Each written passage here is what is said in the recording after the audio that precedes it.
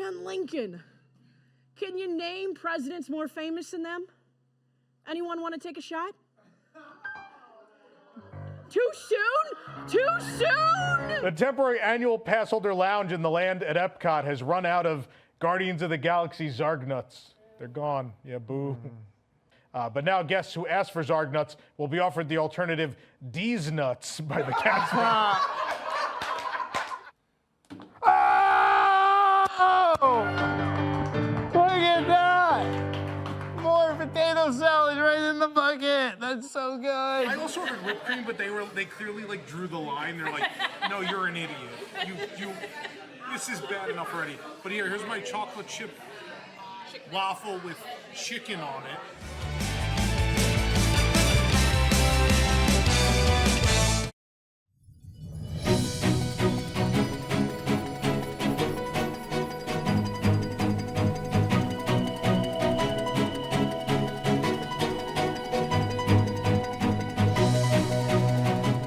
This is News Today with WDW News Today. I'm Tom Corliss of WDWNT.com.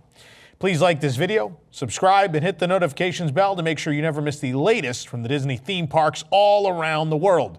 Here now, the news for June 30th, 2023. But real quick, before we get to the news, this was said on Wednesday's show, but I know not everyone watches the show every day. So quick programming note, starting next week, so starting on Monday, News Today with WDW News Today is now down to just 2 shows a week. So we still will be covering all the news we would be otherwise, just in 2 shows instead of 3.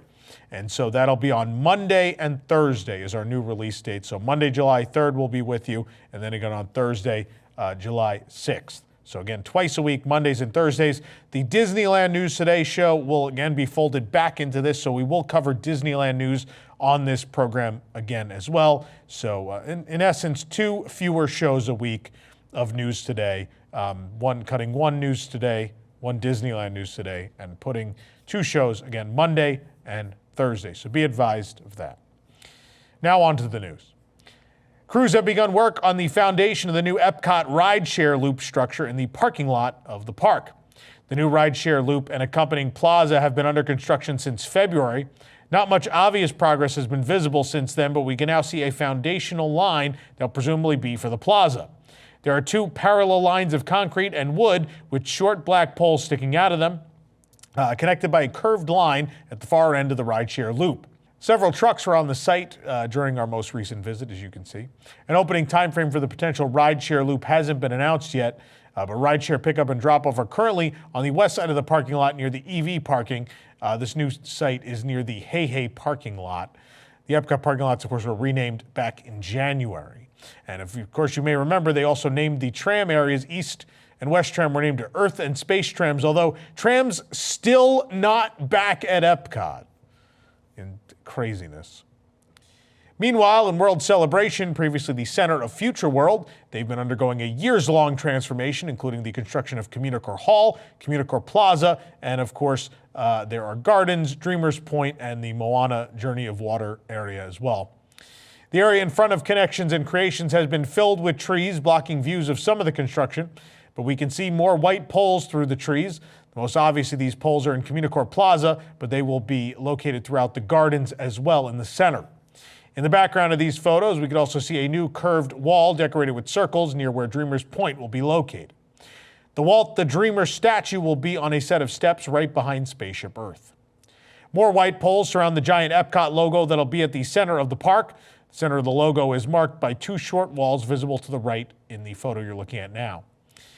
At night, the white poles will be illuminated as seen in the concept art you're looking at now. The giant EPCOT logo will be outlined with light-up pavement, a once classic feature of EPCOT that has been absent for years now. Of course, the fiber optic ground used to be a thing. This will be a more modern version of that, essentially. And through the plaza construction site, we could see brown tree-like structures. We saw one of these earlier this month. Now there are more. They resemble the brown curved lampposts we've seen at Journey of Water inspired Moana, although it looks like these are not in that attraction. A small concrete structure is partially under one of the plaza overhangs, which are supported by white columns. The largest white poles are within the L shape of the plaza, sitting on concrete forms. Some of the plaza has already been paved and other sections of the foundation are covered in rebar. And there are 6 laid-up poles surrounding the plaza itself. There was previously a stage for musical performances and such in the center of Future World connected to the Fountain of Nations, so the new Communicore Plaza stage will take over that role. The building behind the stage is Communicore Hall. The spaces are named after the precursor to Innoventions, which was Communicore, which was an opening day EPCOT pavilion. Much of Communicore Hall is now covered in yellow paneling, has been for a while. Scaffolding still covers the walls of the building behind the recently reopened World Nature restrooms. Steel grids cover some of the building's walls, and according to the concept art, the building will have an exterior resembling Spaceship Earth with a pattern of triangles. There are white columns at the future entrance of Communicore Hall, and Communicore Hall, of course, will house the park's new permanent Mickey and Friends meet and greet. The building will also have a demo kitchen, a mixology bar, and a gallery space, essentially taking the role of that festival pavilion building that was shown in the original plans of the EPCOT redo and then, of course, was canceled. The construction site for a near-complete Journey of Water inspired by Moana attraction was being toured by members of Walt Disney Imagineering and cast members as well earlier this week. While no official word has been heard from Disney, it's possible this could be a management walkthrough with various individuals involved in the leadership of EPCOT, Imagineering, and this project experiencing this new attraction. Some of the water features and interactive elements appeared to be on during this visit, so it was a pretty active test with cast, it seems.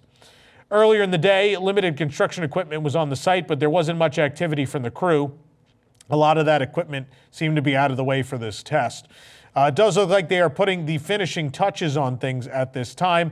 The fact that, again, they've showed Walt Disney Imagineering playing with the water and testing the water. We've heard the music playing. We've seen the water going ourselves. And now we've seen cast members with name tags clearly being toured through and being able to play with the water and such. This looks like it's done, folks. This looks like it's real close to being done.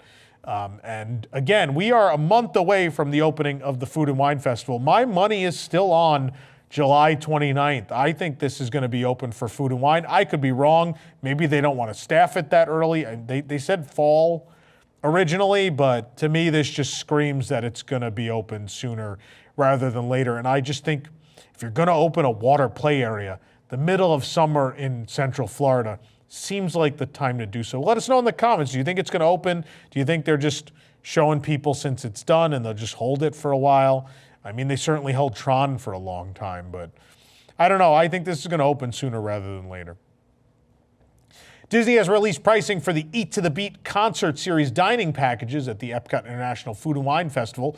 They'll go on sale on July 6th. Eat to the Beat, of course, is a popular live music event held during that event. A dining package includes a meal at a participating restaurant as well as guaranteed seats at the Eat to the Beat concert that evening. At Spice Road Table, the package includes 2 small plates, a shared dessert platter, and a non-alcoholic beverage. All other participating restaurants include an appetizer, entree, and dessert, or 1 full buffet or family-style meal where applicable, as well as a non-alcoholic beverage. And here's the full list of those restaurants and their pricing. Breakfast at the Akershus Royal Banquet Hall is $64 for adults, $41 for children. Lunch and dinner will be $74 and $48. At the Beer Garden, it is $60 or $34. At Coral Reef, $69 or $27. Breakfast at Garden Grill, $53 or $34. Lunch and dinner at Garden Grill, $66 or $43. Le Cellier Steakhouse will be $95 or $36 for kids. Spice Road Table, $47 or $20. The prices we just listed do not include tax or gratuity. Meanwhile, same-day dining packages will be available at the Regal Eagle Smokehouse, Craft Drafts, and Barbecue for just $35. You can dine without a reservation there that day. Enjoy guaranteed seats to Eat to the Beat later that day. And in order to check availability for that same-day dining package, just visit the Regal Eagle in the American Adventure Pavilion. And packages are subject to availability and may not be available on peak dates. Of course, the location of the concerts is the America Gardens Theater at the American Adventure Pavilion. The dates are Fridays through Mondays from July 27th through November 18th, with the show times for the concerts being 5:30 p.m., 6:45 p.m., and 8 o'clock p.m. Additionally, local acts will be performing Tuesdays through Thursdays throughout the festival, but the Eat to the Beat dining packages will not be available for those dates. This program is brought to you by our official travel agent sponsor, Be Our Guest Vacations. Your dream vacation begins with Be Our Guest Vacations and their concierge team of expert vacation planners. Head on over to beourguestvacations.com/WDWNT, and their team will design your next magical vacation, from the Walt Disney World and Disneyland resorts to the Disney Cruise Line to Adventures by Disney and more.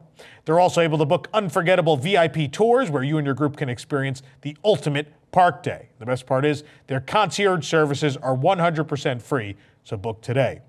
Also, a shout out to Be Our Guest Vacation, the proud sponsor of Where in the World is Tom Corliss, which will debut on July 6th at 9 p.m. Eastern as part of the 250th episode of WDW News Tonight. That's over on the WDWNT TV channel.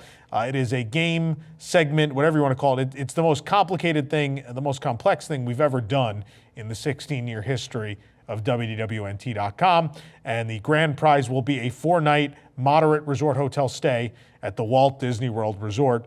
Some other fabulous prizes as well from our sponsors at Be Our Guest, but please tune in. It is going to be a wild and super fun time.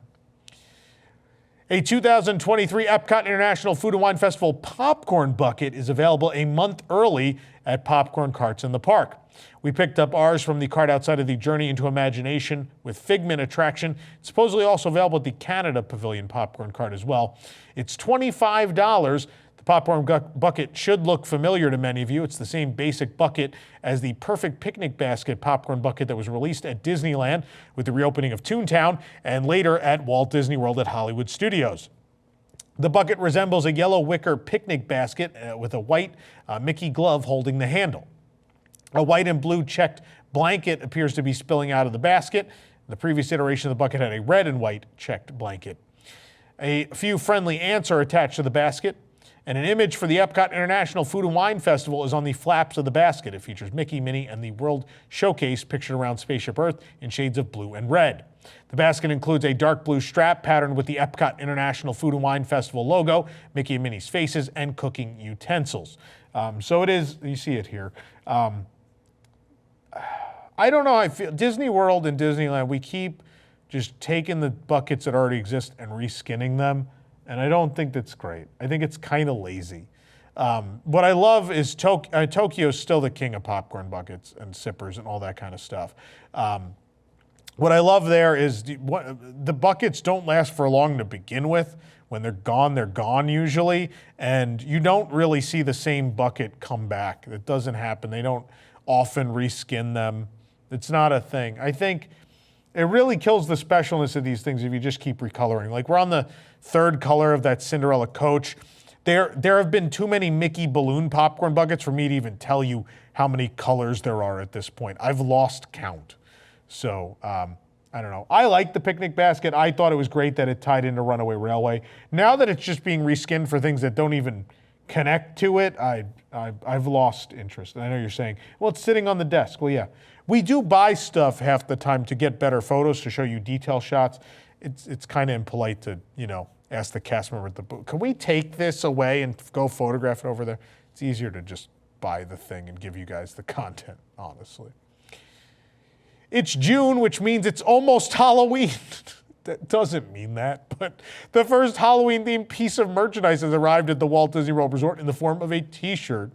The new t-shirt is $29.99. It's orange with the Walt Disney World logo in black lettering on the front, and the lettering has a 3D effect thanks to a candy corn-colored shadowing behind the words. On top of the D D of Disney is a black witch's hat with an orange strap around it. We found this at Disney's Hollywood Studios and Mickey's of Hollywood, but this is easily the earliest we have ever seen new Halloween merchandise in the history of the parks. Two Hartmann's mountain zebra foals have joined the herd at Kilimanjaro Safaris at Disney's Animal Kingdom. Dr. Mark Penning, the VP of Disney's Animal Science and Environment, shared photos of the foals on Instagram, writing, "Double the stripes, double the fun." Two playful Hartmann's mountain zebra foals, Cricket and Dot, were born to moms Juno and Aziza and have been curiously exploring their new surroundings, Penning explained. The foals joined their dad Domino on the savannah after a couple of weeks of bonding with their mom backstage. Juno and Aziza are both first-time moms. Cricket was born to Juno on May 29th and was named in honor of Pixar's A Bug's Life as a nod to Juno's nickname, Junebug. Dot was born to Aziza on June 4th. She was named after the dots of a domino as a reference to her dad, as well as the young princess in A Bug's Life. How cute is that? Hartmann's mountain zebras live in Namibia and Angola, Africa. They are distinguishable from other zebra subspecies by dewlaps on their necks and the lack of stripes on their stomachs. The International Union for Conservation of Nature classifies them as vulnerable due to hunting and habitat loss, so this is a celebrated series of births. Mantis from Guardians of the Galaxy will begin appearing in Avengers Campus at the Walt Disney Studios Park in Paris next month in honor of the land's one-year anniversary. Mantis will join Star-Lord and Gamora for the Guardians of the Galaxy Dance Challenge. She'll begin appearing on Saturday, July 1st and continue to appear every evening throughout the summer. Guardians of the Galaxy Dance Challenge is the Paris version of California's Guardians of the Galaxy Awesome Dance-Off that Mantis started appearing in last month to coincide with the release of Volume 3.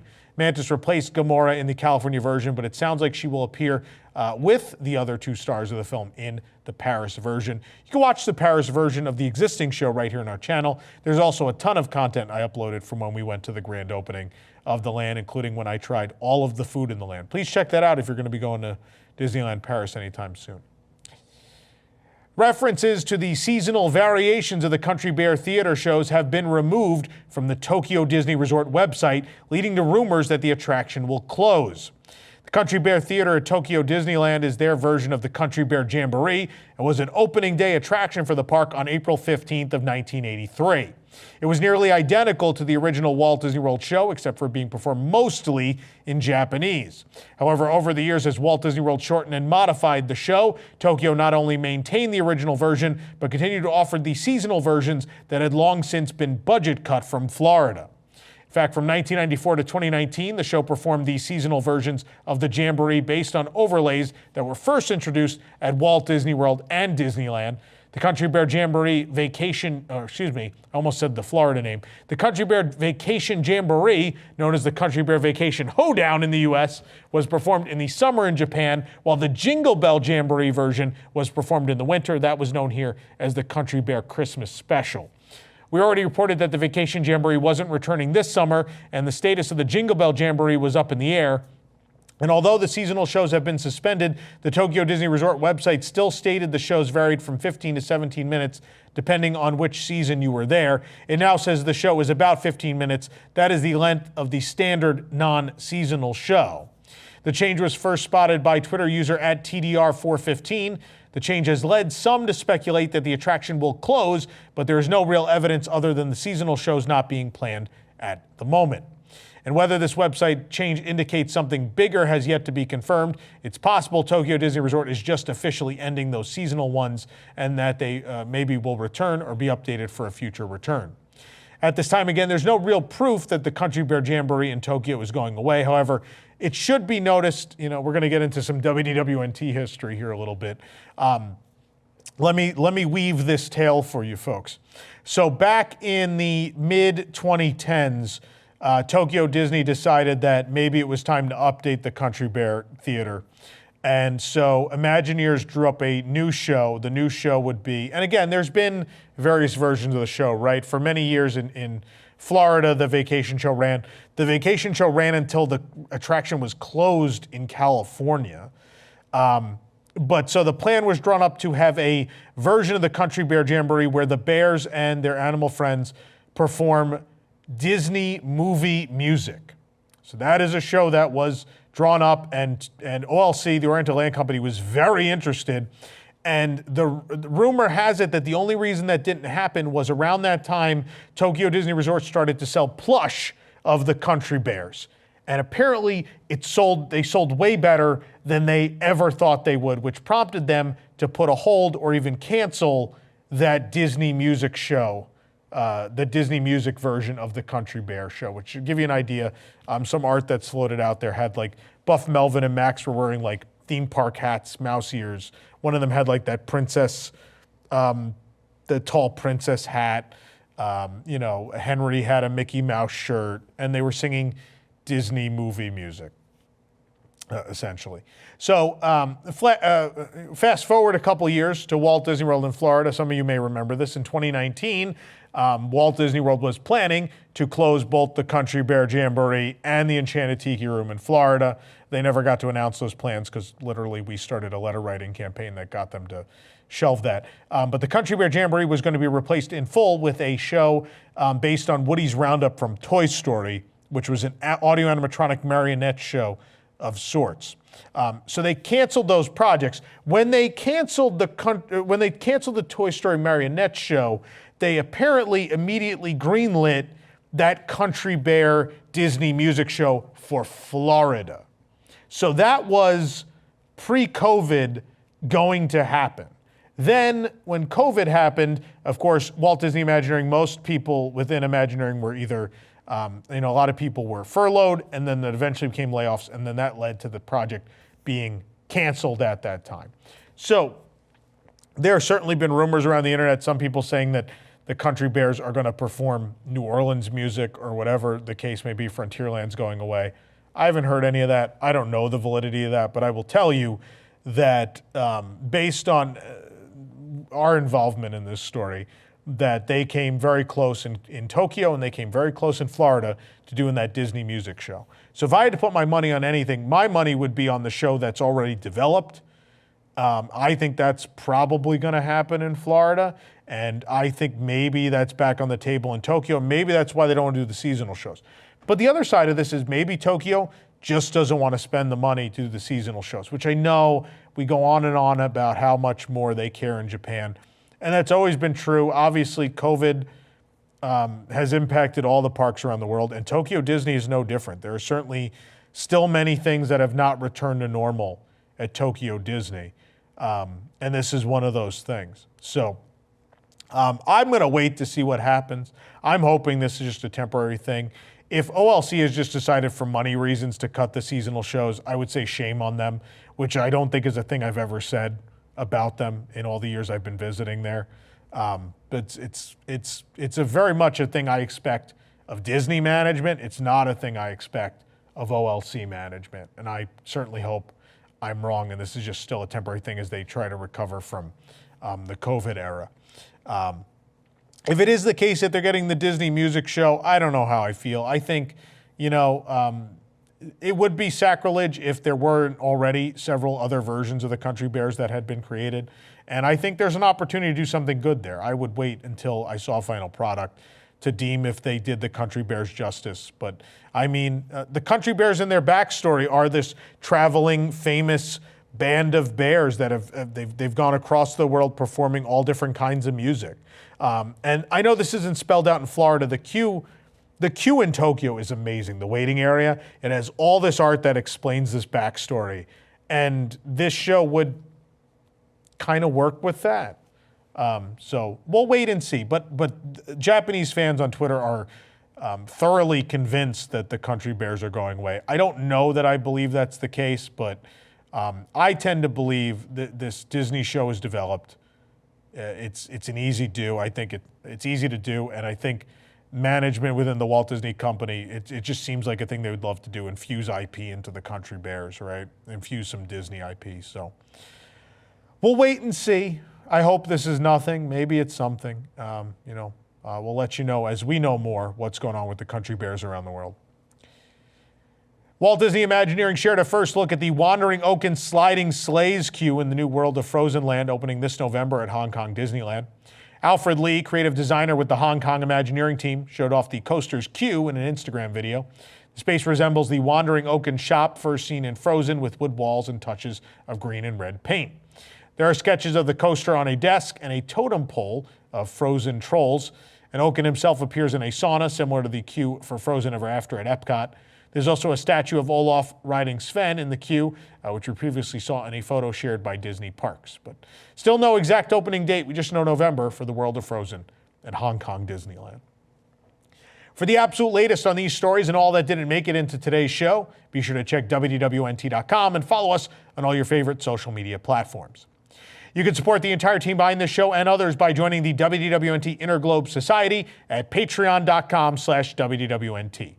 Get access to exclusive content, discounted show and event tickets, and more. Special shout out to all of our WIGS members watching who watch this show every week. Make the show happen every week, I should say. While we're talking about WIGS members, I have something I could plug. We have some new products coming out for our 16th anniversary next week. First of all, a WIGS exclusive shirt, which is, if you've ever watched our live programming, you've unfortunately seen this before. It's the Please Stand By, which happens when we have technical difficulties. We've turned that into a WIGS exclusive shirt, and it actually has the WIGS logo incorporated into that Please Stand By Mickey icon we do. When that happens, these will be available next week. WIGS members only, and we only did 100 of these. We also only did 100 of our adjustable baseball cap. Isn't that great? We did a fitted New Era cap before, and the feedback we got was some people wanted a adjustable cap. And so we did it. Again, this will be available for everyone while supplies last next week at carouselofproducts.com. Also next weekend, there will be a very special sale from the 6th through the 9th where you get 16% off. And we'll share the code with you next week here on the show. If you're a WIGS member, you'll get that code as well. But anyway, for the worldwide leader in Disney Parks news, this is Tom Corliss saying, enjoy the rest of your today, and have a great, big, beautiful tomorrow, and a very happy 4th of July. I shouldn't say that, actually. We're going to be on Monday. I forgot. We don't get time off, folks. We'll see you on Monday. From WDWNT TV, this is Park Center. Join us each week for news and discussion topics from the Disney and Universal theme parks around the world.